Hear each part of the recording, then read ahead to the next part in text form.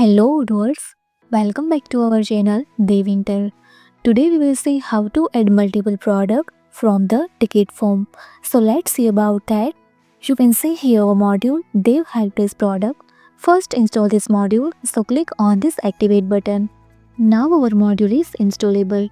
First go to help desk, go to configuration and settings. See here these options. First allow this, let's save.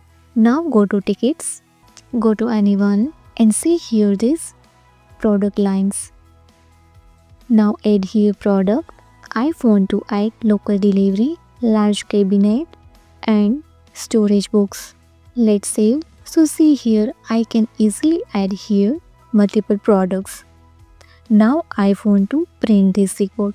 See here your printed ticket report and see here also display product into report, local delivery, large cabinet and storage box.